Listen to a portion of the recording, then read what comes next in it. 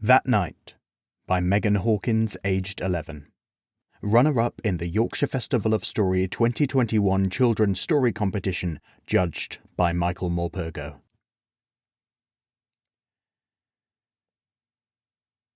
The night was charred. A chilling, dark grey, like an eerie roof slate, was engulfing the world in a thick blanket. I was nestled quite comfortably in a duvet of moss and bark. I listened apprehensively to the whispers of the wind. My arms reached out to my neighbour for comfort. It was a cold night, very cold. So cold the frost seeped through my skin. Slowly the wind picked up speed and noise. I began to feel uneasy, and my comfort was slowly ebbing away.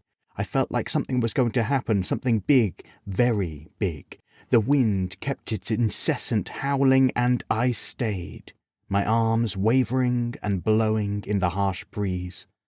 The wind felt as if it were ringing, ringing, ringing, ringing, a sound so quiet, yet it repeats in my head over and over, ringing, ringing, ringing, a tiny bell blowing through the leaves and vexing my mind.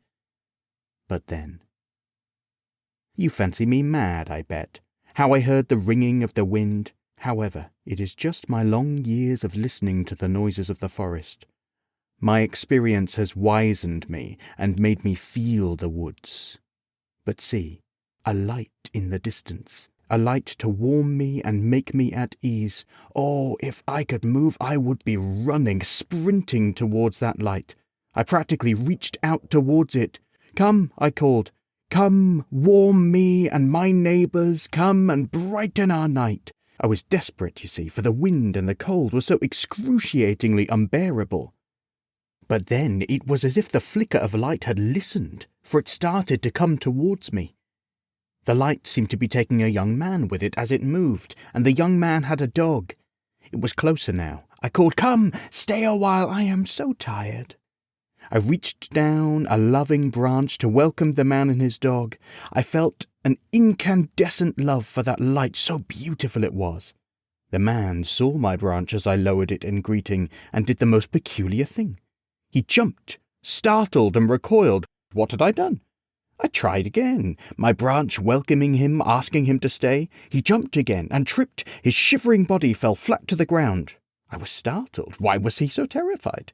Slowly he got up, eyes wide, and ran, his dog trailing behind. What had I done? He was gone into the deep black of the forest with his warming light. However, here I saw that I was wrong. He had not brought the light with him. He had left it as a gift. On the forest floor was the light. It must have smashed when the man fell. Oh, it was ever so beautiful. I reached down to caress its flickering blaze. In doing so, one of my leaves caught on its amber glow. A pinprick of pain fluttered through the branch. It surely is just saying hello, I thought. To my joy, the little light caught another leaf, and though it hurt a little, I gazed with reticent awe at the tiny flame dancing upon my leaves. I became warm again and very content.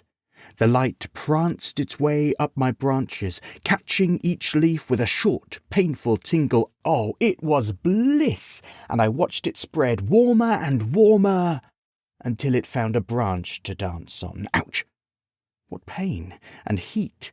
The leaves were fine, but not my beautiful arms. "Stop, I tell you!" But the light did not stop there. It swept gingerly at first over to another branch, and I felt it. Oh, did I feel it slithering its painful way across my branches, one by one, each time more painful than the last. The scorching heat penetrated my bark and ashened it to the colour of the sky.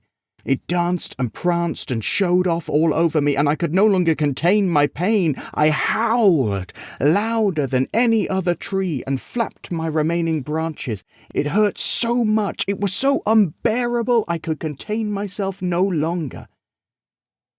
Years are gone, and my soul is ash.